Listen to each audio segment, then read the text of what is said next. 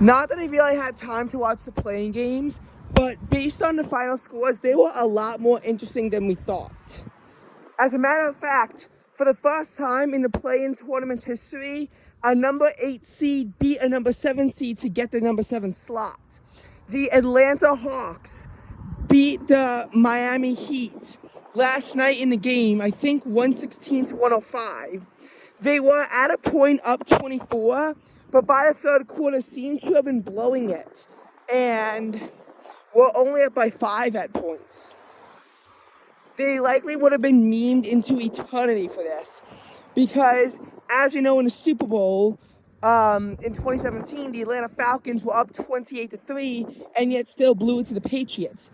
When you have scores like 116 to 105, it makes you think 24 points isn't that big of a deal, but considering how much the ball is run down the court, it actually is a big deal to be up by that much, and they nearly blew it. Think about it too, they're in the same city in Atlanta and they're both Bird teams. They would have been memed into eternity had they managed to blow that game. Fortunately for the Atlanta Hawks, however, they saved themselves to still win, and now they'll be playing against the Boston Celtics. The Miami Heat, the first number 7 seed to not get the number 7 spot, will have to face off against the winner of the Raptors-Bulls game that will be taking place tonight. The winner of that game gets the 8 seed, so we could see a number 7 seed be eliminated. The Miami Heat also won the division, although this has no effect on seeding.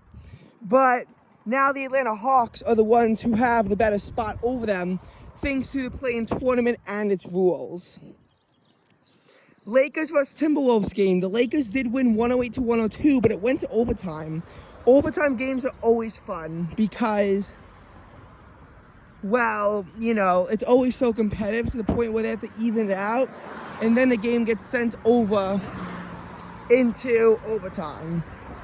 But the Lakers won, and this does mean that they will be facing off against the Memphis Grizzlies in the first wild card round. The Hawks and Celtics have played numerous times before. Too many to count. However, the Grizzlies and Lakers have actually never met in the postseason before, so a bit of a new matchup. I think that the Celtics are going to beat the Hawks, and I think that the Grizzlies will beat the Lakers, however. Although it'll be interesting to see, for the first time in play-in tournament history, a 7 seed upset a 2 seed. So the 8 seed still has yet to be determined. Again, the Pelicans and Thunder will be facing off against each other tonight, and the winner of that game faces off against the Minnesota Timberwolves for the number 8 spot.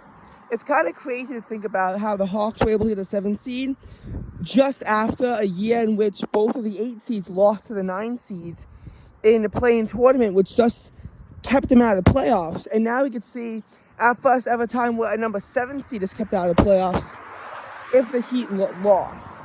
As much as I prefer to see the Hawks win over the Miami Heat, I think that the Heat would have done a better job taking down the Boston Celtics. So I am a little bit unhappy that they lost. Nonetheless, this still is shaping up to be a good NBA playoff. Hoping to see some more good games. My biggest complaints about the football playoffs was the fact that yes, there were a lot of exciting and close games, but there weren't really like that really interesting games.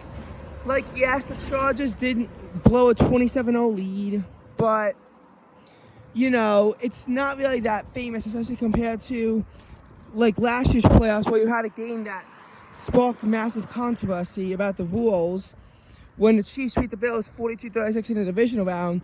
No games went over into overtime, and I think that while it was a relatively good playoff, I do think that it lacked really good games that you love to see in the playoffs, unless, of course, it's one of your teams who it's being done to.